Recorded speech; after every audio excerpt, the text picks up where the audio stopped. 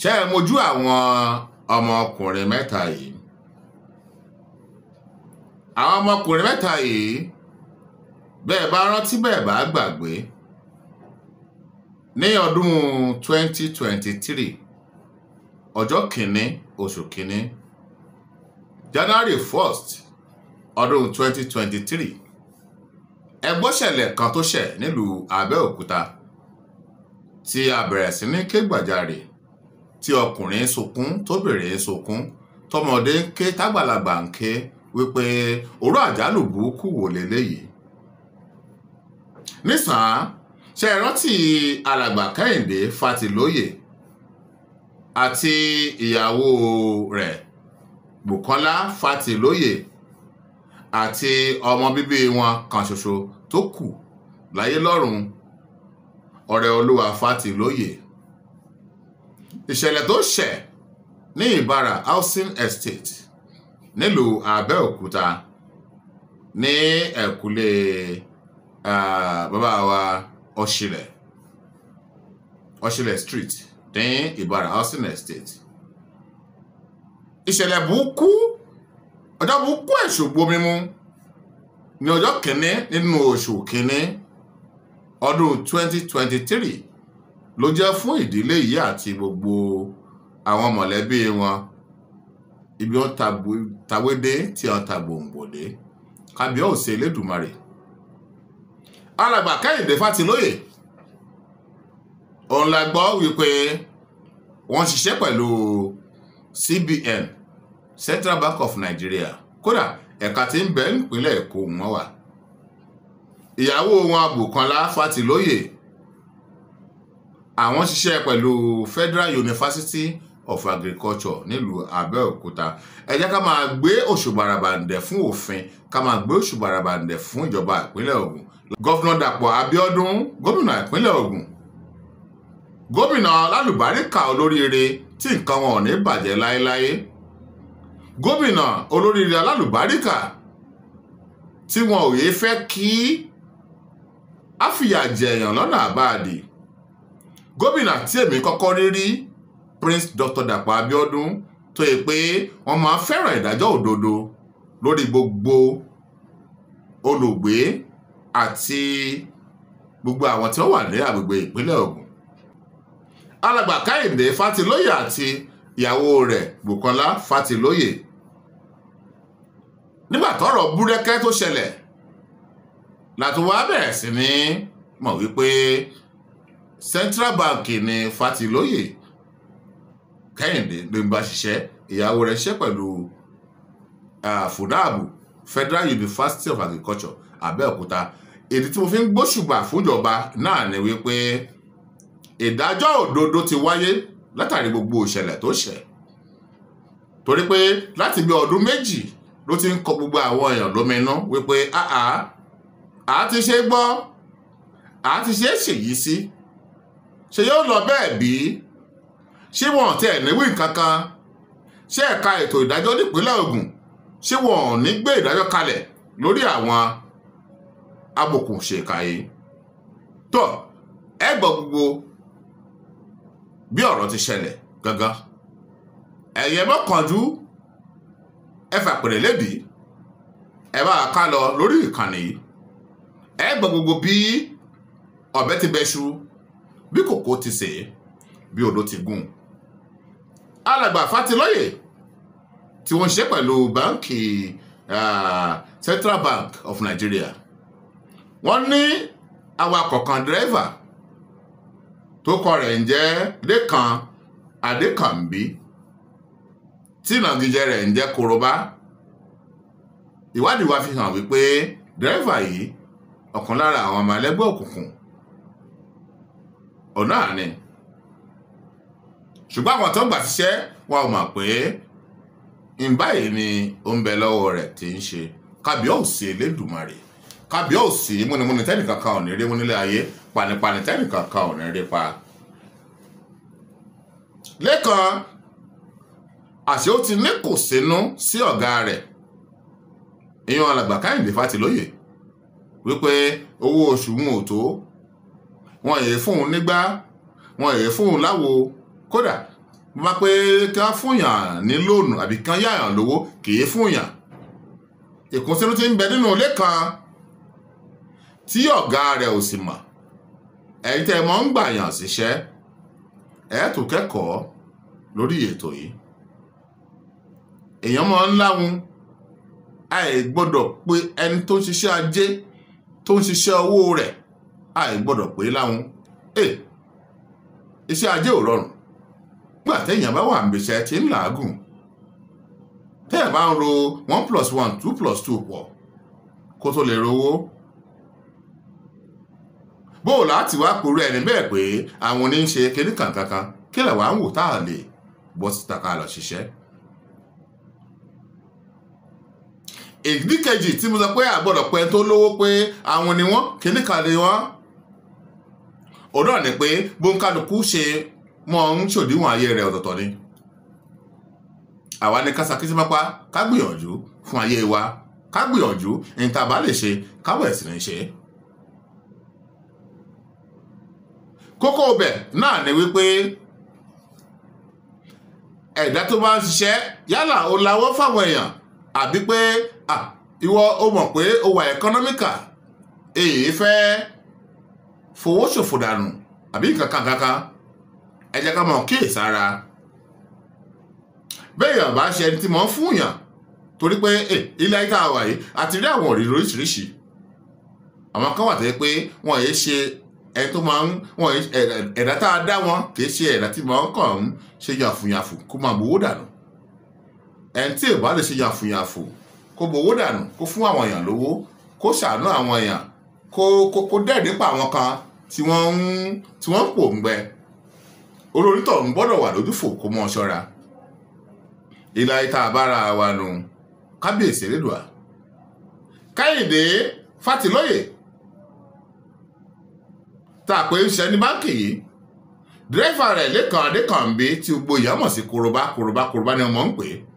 Ìnagijẹ rẹ̀ ní Korobá ló bá ro ení ló bá rò pọ̀ méjì ló bá lọ pàdé àpòpọ̀ pẹ̀lú àwọn ọ̀rẹ́ rẹ̀ kan.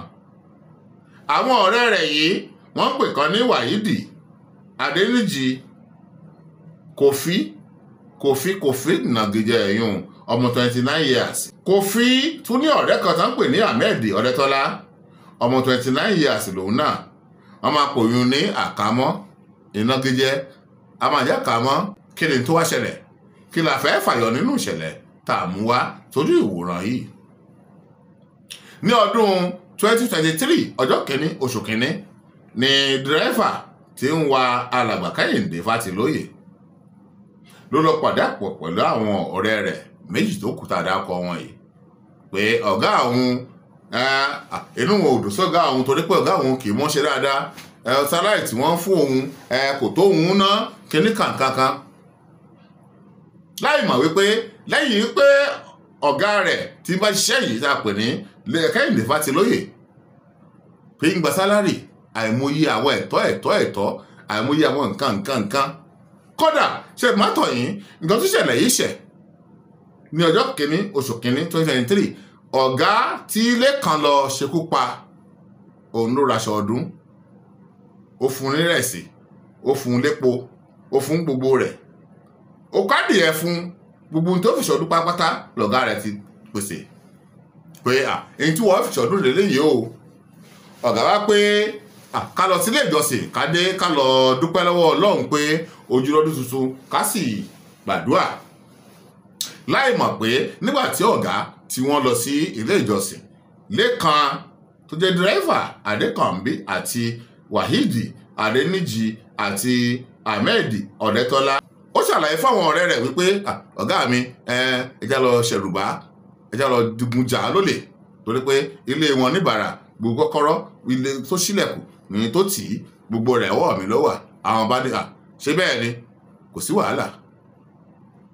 Ọ̀gá wà ní ilé ìjọsìn ní December 31st / January 1st 2023 láì mọ̀ wípé dírẹ́fà àti àwọn méjì tó kù yìí wọ́n ti lọ gúgẹ̀dẹ̀ nínú ilé. ká dúpẹ́ púpọ̀ lọ́wọ́ ìjọba ìpínlẹ̀ Ògùn àti ẹ̀ka ìdájọ́ ní ìpínlẹ̀ Ògùn fún ìdájọ́ tí wọ́n gbé kalẹ̀. Ìdájọ́ tí wọ́n gbé kalẹ̀ káyì ẹni tó dùn mọ́ gbogbo èèyàn nínú ni. Ẹ̀yin náà ẹ gbọ́ ẹ̀já máa bẹ́tò bọ̀. Alàgbà Kẹ́hìndé Fátilóyè àti ìyàwó rẹ̀ àti ọ̀rẹ́ Olúwa wọ́n wà ní ṣọ́ọ̀ṣì ilé ìjọsìn, ṣùgbọ́n tí mẹ́bẹ̀ ni pé ọmọ wọn kan tó kù torí pé níta gbọ́ ni wípé Alàgbà Fátilóyè ọmọ méjì wọ́n bí, ìkan ṣe aláìsí ní ọdún 2022 ìyún àbúrò, èkejì ilé ìjọsìn ẹ̀mí ló lọ pẹ̀lú ọmọ kan tí àwọn ẹbí yìí tí wọ́n gbà tọ́ ti ń gbé pẹ̀lú wọn nínú ilé. Nígbà tí wọ́n padà dé láti ilé ìjọsìn ní on the 1st January 1st 2023 kí wọ́n wọnú ilé, wọn ò mọ̀ wípé dírẹ́fà àwọn àti àwọn aṣekúpani méjì wọ́n ti wà nínú ilé, wọ́n ti gúgẹ̀dẹ̀ wọn, àwọn ò mọ̀. Bí wọ́n ti wọnú ilé, wọ́n ṣílẹ̀kùn wọn wọnú ilé ní dírẹ́fà lẹ́kan àtàwọn méjì tó kù wọ́n fi nǹkan bojú ni wọ́n kẹ́kẹ́ ò gbọ́dọ̀ gbé ẹ lójú bolẹ̀. Àwọn á bèèrè lọ́wọ́ bàbá ẹni tó gba lẹ́kan Adékànbí Kòróbá tó gbà síṣẹ́ àti dé o, owó tẹ́ bá nílé àti tí ń bẹ lákàǹtì ẹ yọ̀ǹda rẹ̀ fún wa, bẹ́ẹ̀ bá sì kọ̀ bẹ́ẹ̀ bá yọ̀ǹda ẹ̀mí yín lẹ́ẹ̀ fi dì àti ọkọ àtìyàwó wọ́n bẹ̀rẹ̀ sí ní gbọ̀n. Ẹ má gbàgbé pé mo pé ọmọ wọn tó ń jẹ́ ọ̀rẹ́ Olúwa Fátilóyè ilé ìjọsìn míì ló ń lọ pẹ̀lú ọmọ tí wọ́n gbà tọ́ tí ó wà nílé wọn. Ilé ìjọsìn kan náà kọ́ ni wọ́n jọ lọ. Kábíyèsí Elédùà. Ńgbà ó di pé ìdágìrì rèé lẹ́kan ló kọ́ síwájú pé ó ti lójú ẹ̀ báyìí ẹ lójú bolẹ̀, owó la fẹ́ gbà lọ́wọ́ yín. Alàgbà Kẹ́hìndé Fátilóyè gẹ́gẹ́ bí n ta gbọ́ wọ́n bẹ̀rẹ̀ sí ní páyà, wọ́n ń bẹ̀rù, ìbẹ̀rù bójó ni wọ́n fi ń béèrè lọ́wọ́ awakọ̀ wọn ò tí ì dámọ̀ ńgbà náà wípé awakọ̀ àwọn náà ló wá ká àwọn ọmọ inú ilé o. Kábíyèsí Elédùà. Ilẹ̀ fẹ́ kílẹ̀ gbà, kò sí káàṣì, kò sówó nínú ilé, bàbá transfer àbí bá ṣe nǹkan kan. Lẹ́kàn bá pè kan lára àwọn ọmọ tí wọ́n jọ lọ ọbẹ̀, èyún Wahidi àti Ahmed Ọ̀dẹ́tọ́lá Kofi àti Àkámọ́ pé kí la ṣe, ẹ má account number yín sílẹ̀, ẹ jẹ́ kí ọ̀gá ó fowó sínú ẹ̀. Wọ́n gbìyànjú kíní wọn ò lọ. Ẹnì mọ̀ pé èèyàn Nàìjíríà ẹjẹ́ ó yẹ kó yẹ yí pé tó wá di pé a fẹ́ crossover àbí kíní kankan àwọn nẹ́tíwọ̀kì mọ́ ń fẹ́ máa slow àbí torí pé ọ̀pọ̀lọpọ̀ àwọn èèyàn tí wọ́n ń bẹ lórí ìlà ń gbà náà ó máa ń fẹ́ rí bákanbákan, wọn ò rí transfer ṣe sínú àkáǹtì tí àwọn ọ̀rẹ́ dírẹ́fà tó provide pé kí wọ́n fowó sí. Ọ̀gá bí yòó bá lọ ẹja kún ṣíṣọ lójú eégún, àkáǹtì mi kúdà tí mò ń lò ẹ fowó bẹ̀. Ńgbà ọ̀gá ẹ pé àkáǹtì wọn owó tó bá lè lọ lásìkò yìí, the minimum tó bá lè lọ lórí àkáǹtì lásìkò yìí, mo ready àti transfer. Mo bá pè account number fọ́gà, ibi ọ̀gá ti ń tẹ account number ni ó ti rí pé ó kọ awakọ̀ tí ń wà mí Ọlálékan Adékànbí tí mo ṣe lóore, tí mo raṣọ ọdún, tí ra bàtà, ra gbogbo àràgbà wú fún iná ló jáde. Signal tó sẹ́ndì nu, signal yìí ni Lékan rí pé ọ̀gá ti mọ̀ pé èmi mo wà ní Àbẹ́kò tí mò ń dún bí eégún. Lẹ́sẹ̀kẹsẹ̀ ọ̀gá transfer owó tó jẹ́ 1,120,000 or thereabout, ó send rẹ̀ sí Kuda account. Lẹ́sẹ̀kẹsẹ̀ ni Lékan ti ń wí fáwọn ètò kù rẹ̀ pé jọ ń pé ọ̀gá ti mọ̀ wípé èmi ni o. Wọ́n ti ń transfer owó, mo rí lójú wọn wípé wọ́n ti gẹ́ẹ̀tì pé èmi mo wà nídìí iṣẹ́ tá à ń ṣe lọ́wọ́lọ́wọ́ yìí kí là á ṣe lẹ́kàn bá sọ fáwọn sọ̀ǹgbé rẹ̀ pé èyí tá a lè ṣe ní tó kù báyìí ni pé ẹ̀já gbẹ̀mí wọn kábíyèsí Elédùmarè. Lẹ́kàn Adékànbí táwọn èèyàn mọ̀ sí Korobá ọmọ Ìbàràpá l'Ábẹ́òkúta, Wáídì Adéníjì tí a mọ̀ sí Kofi ọmọ ìlú Abẹ́òkúta lòun náà ṣùgbọ́n Ògèrè náà ló fi ṣe gbogbo tó ń gbé. Lẹ́kàn ló mú ọ̀bẹ ló ní kí àwọn tó kù òun kí wọ́n dá ọ̀gá òun kí wọ́n dá dùbúlẹ̀ gbalaja wọ́n sì dú alàgbà Kẹ́hìndé Fátilóyè wọ́n dú bí ẹni dú ẹran, wọ́n pa bí ẹni pa ẹran léyà, wọ́n pa bí ẹni pa ẹran kábíyèsí Elédùmarè. Múnimúni tẹ́nìkan kan ò ní rí mú, panipani tẹ́nìkan kan ò ní rí pa. Lẹ́yìn tí wọ́n pa ọ̀gá tọ́ni pẹ́ mi bọ́ lẹ́nu rẹ̀, ìyàwó alàgbà Kẹ́hìndé Fátilóyè Bùkọ́lá Fátilóyè wọ́n mú yun ámà tí àwọn kápẹ́ńtà máa ń lò ń ámà ni wọ́n fọ́ mọ́ ìyàwó lórí títí tí ẹ̀mí fi bọ́ lára ìyàwó. Kí wọ́n tó wá mú ilé, kí wọ́n tó dáná sínú ilé. Ìkan lára Lẹ́kàn Wáídì Ahmed ló dá lábàá pé bẹ́ẹ̀ bá fẹ́ kí àwọn èèyàn mọ̀ wípé báyìí láti ṣẹ́nu ilé yìí, ẹ jẹ́ ká dáná sunlé. Àwọn èèyàn wà nígbàgbọ́ wípé bóyá nǹkan kan ló ṣẹlẹ̀ tí ilé fi jóná. Kábíkáfọ̀ wọ́n ti ń gbé pẹtiróòlù àti ṣáná àti gbogbo rẹ̀ wọ́n ti ń kó kalẹ̀ ni wọ́n gbọ́ pé mọ́tò dún, èrò mọ́tò dún ń ta. Ta ni ń bọ̀? Àìwò ta ń fẹ́ wá dá wa lọ́wọ́ kọ́? Lẹ́kàn Adékànbí Korobá ló wá wojú lójú gíláàsì ojú fèrèsé ló ti rí pé ọmọ ọ̀gá mi ọ̀rẹ́ Olúwa Fátilóyè ọmọ kan ṣo tí ó kù mọ́ àwọn mọ̀lẹ́bí. Ó dé láti ilé ìjọsìn pẹ̀lú adopted son, ọmọ tí wọ́n gbàtọ́ wọ́n dé síta lè bá fún àwọn tó kù rẹ̀ pé ọmọ ọ̀gá ti dé o pẹ̀lú ọmọ tí ń gbé pẹ̀lú wa ń bí. Ẹ̀já dẹ̀ wọ́n lẹ́kẹ̀ẹ́. Àwọn yóò wọ́n gbìyànjú àti ṣílẹ̀kùn ìta ṣùgbọ́n àkàwò wọn ò rí sí, tipátipá wọn fi ṣí géètì. Nígbà tí wọ́n dé ẹnu ọ̀nà àbáwọlé wọn rí pé kò sí, àwọn bá ní káwọn gba ibi ẹ̀ǹkùlé ibi kitchen káwọn gbàbẹ̀ wọlé. Korobá Wáídì Adéníjì tá a mú kọ rẹ̀ sí Kofi àti Ahmed Ọ̀dẹ́tọ́lá tó kọ rẹ̀ ń jẹ́ Àkàmọ́ wọn kò sí wọn lọ́wọ́. Lẹ́sẹ̀kẹsẹ̀ bí wọ́n sì wọlé náà ni àwọn ẹni bí ẹni ìkà yìí wọ́n dè wọ́n lọ́wọ́ wọ́n dè wọ́n lẹ́sẹ̀. Nígbà tí wọ́n ti rí pé òkú bàbá wa òkú ìyá wa ní bẹ́ẹ̀lẹ̀ yìí wọ́n dè wọ́n kìtìkìtì. Wọ́n kó wọn sínú mọ́tò kan tí ọkọ̀ rẹ̀ jẹ́ Hyundai náà ń pè ní Hyundai tí bàbá yìí fowó rẹ̀ rà ní 12 million naira. Wọ́n kó wọn sẹ́yìn búùtù. Nígbà kó wọn sẹ́yìn búùtù tán ni wọ́n bá mọ́nú ilé náà bá da pẹtrol náà bá sùn ilé nínú náà. Ẹni bá ń tẹ̀lé wa dáadáa lórí àwọn ìkànnì yìí àti àwọn ètò tá à ń ṣe ẹ ti gbẹ́tò yìí rí. Nígbà àwọn kó àwọn yún sínú ọkọ̀ ní wọ́n bá fi gbogbo ilé ní wọ́n bá wẹ̀ sínú ilé ní wọ́n bá dáná sunlé.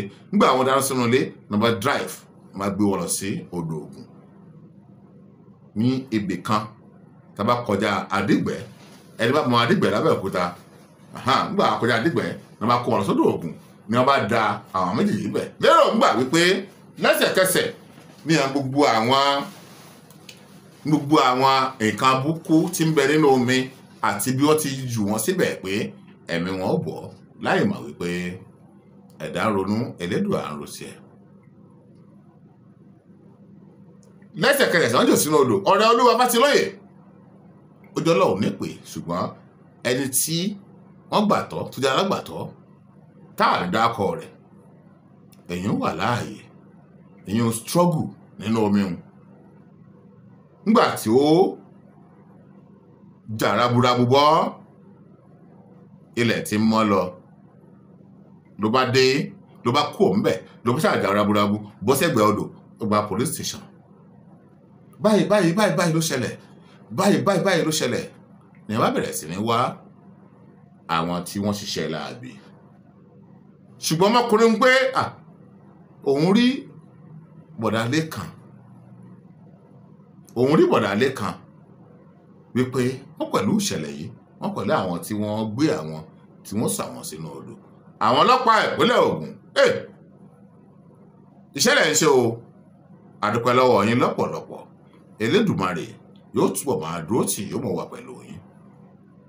Ṣùgbọ́n gbogbo ìṣẹ̀lẹ̀ tí ń ṣe yìí kó tó wà ń bẹ̀ náà ni wípé àti Lékan àti àwọn sọ̀ǹgbé rẹ̀ Lékan Adékànbí Korobá àti Wàhídì Adéníjì àti Ahmed Ọ̀rẹ́tọ́lá Àkámọ́.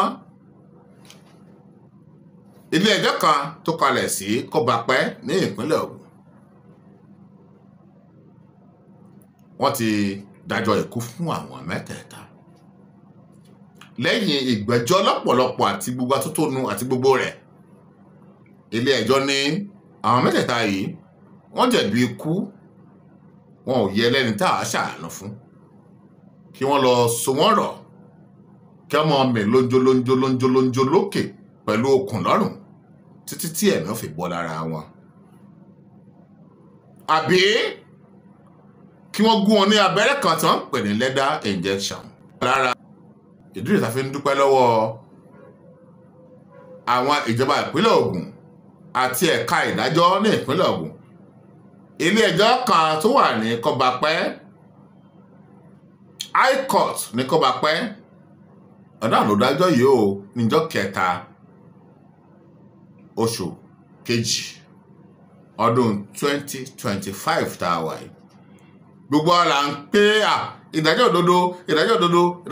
òdodo náà. Ìyá Lékan kábíyèsí Elédùà Adéníkẹ́ Adékànbí tó jẹ́ ìyá Lékan, òfin ní wípé nítorí pé arábìnrin yìí ó ń parọ́ àbó ń ṣe àlùmọ̀kọ́rọ́ yìí nígbà tí wọ́n ń wá Lékan àtàwọn tó kù rẹ̀ tí ń parọ́ fáwọn ọlọ́pàá pé ọmọ mi ń ò rí ń bo ló gbà kínní kan. Ọlọ́pàá ń pé ọmọ yín bo ló wà, kò jẹ́wọ́ kò sọ̀rọ̀, ó ń gbìyànjú láti ṣègbè lẹ́yìn ọmọ rẹ̀. Ilé ẹjọ́ ní torí pé ó ń parọ́ fún àwọn agbófinró kí màmá yìí kó lọ ṣe ẹ̀wọ̀n ọdún kan lọ́gbà ẹ̀wọ̀n kí wọ́n tó fi í lẹ̀. Ìyàwó Lékan Fádàìró Tèmítọ́pẹ́, torí pé nígbà tí Lékan dírẹ́fà yìí àti àwọn sọ̀ǹgbé ẹ̀ tí wọ́n wù aláàbẹ̀ yìí jọ ń pé ìyàwó rẹ̀ ó mọ̀ sí gbogbo òṣẹ̀ tó ṣẹ̀ yìí, ó wá ń gbọ́kọ rẹ̀ pamọ́. Nígbà wọ́n bẹ̀ sí ní wá ọkọ rẹ̀, níbo lọ́kọ rẹ̀ wà ní àwọn ibi tó wà kìíní kankan tọ̀, torí pé ó mọ̀ wípé ọkọ rẹ̀ ti dáràn níbì kan, bó tẹ̀ jẹ́ pé ìyàwó ò mọ̀ wípé ọkọ òun pààyàn, ṣùgbọ́n ó mọ̀ pé ọkọ òun ti hùwà láabi kan tí fi ń sá kíjokíjo káàkiri. Lẹ́yìn ọ̀rẹ́ yìí ìyàwó padà mọ̀ wípé ọkọ òun pààyàn, torí pé ó mọ̀ pé ọkọ rẹ̀ pààyàn, ó sì ń fẹ́ máa dáàbò bò ó.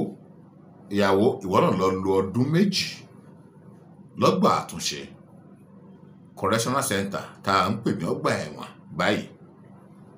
Ìdájọ́ ilé ẹjọ́ dùn wọ́n o ní ọjọ́ 3 oṣù kejì ọdún 2025. Mo gbé sàdánkátà tó pọ̀ fétò ìdájọ́ ní ìpínlẹ̀ Ògùn. Mo gbé sàdánkátà tó pọ̀ fún gómìnà ìpínlẹ̀ Ògùn Ọmọọba Dàpọ̀ Abíọ́dún fún iṣẹ́ takuntakun tí wọ́n ń ṣe. Èèyàn gbọ́dọ̀ hurú wà báyìí ká mọ̀ á fojú àánú wò. Èyí tí adájọ́ kọ́kọ́ wí ni pé torí pé ẹ̀jẹ̀ bí báyìí ẹ ò tọ́ fún àánú. Nígbà tó sì gbé ìdájọ́ rẹ̀ kalẹ̀, ìyẹn Justice Basirat Adébọ̀wálé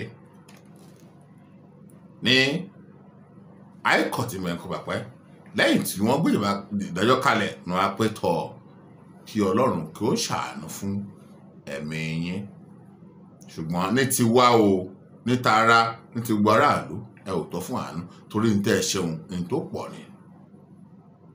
tó ọkọ̀ tí mo pé Hyundai tí àwọn amòòkùnṣèkà yìí tí wọ́n di ọmọ bàbá yìí alàgbà Kẹ́hìndé Fátilóyè àti alágbàtọ́ wọn tí wọ́n di kàtàkìtì tí wọ́n gbé sínú rẹ̀ mọ́tò yìí 12 million naira ni mọ́tò yìí wọ́ọ̀tì owó pénéṣe owó tí ò wọ 1 million ní àwọn amòòkùnṣèkà ẹni wọ́n ta mọ́tò yìí àwọn tí wọ́n sì ra mọ́tò owó làjà àánú olúwa pọ̀ owó làjà àánú olúwa pọ̀ nítorí pé òun náà lọ́wọ́ nínú ríra ẹrù òfin ẹrù tọ́wọ́ rẹ̀ ò mọ́ kó lọ ṣẹ̀wọ̀n ọdún 2 ẹni tó wá jẹ́ pé ẹni tó mọ̀ gangan wípé èyí tí wọ́n ṣe yìí wọ́n pààyàn wọ́n jí mọ́tò lọ́nà àìtọ́ Usman Azeez òfin ní kí òun náà kó lọ ṣe ẹ̀wọ̀n 14 years ọdún 14 ẹni bá lóò sí ìdájọ́ òdodo tí ń wà ẹni bá láyà kó ṣe bí ẹni bá láyà kó ṣe kà ẹni bá rántí ikú Gáà kó mọ̀ wípé rere ló tó ká ṣe nílé ayé lẹ́ẹ̀kan sí mo gbé sàdánkátà tó pọ̀ fúnjọba ìpínlẹ̀ Ògùn lábẹ́ ìdarí bàbá wa Prince Dr. Dàpọ̀ Abíọ́dún mo sì gbé sàdánkátà tó pọ̀ fún òfin tó wà ní ìpínlẹ̀ Ògùn lọ́wọ́lọ́wọ́ àti justice mọ́wàá justice Pàṣírà Adébọ̀wálé ẹ̀yin yìí ẹ ò tọ́ lẹ́yìn tó yẹ kó máa bá wa gbé láwùjọ ìdájọ́ tó ṣẹ̀ ìdájọ́ tó wáyé lórí àwọn apààyàn tí wọ́n sọ̀rọ̀ àwọn di kọ̀rànjọ́gbọ́n tí wọ́n sọ̀rọ̀ àwọn dògbórí ẹlẹ́mọ̀ṣọ́ ta ló mọ iye àwọn èèyàn tí àwọn ọmọ burúkú yìí tí wọ́n ti rún dẹ́mìí légbodò kàbí òṣèré dùà àwòrán àwọn lẹ̀ ń wò lọ lẹ̀ ń wò bọ̀ yìí kéde dùbà rẹ̀ kó mọ̀ ọ́ ṣọ́ wa.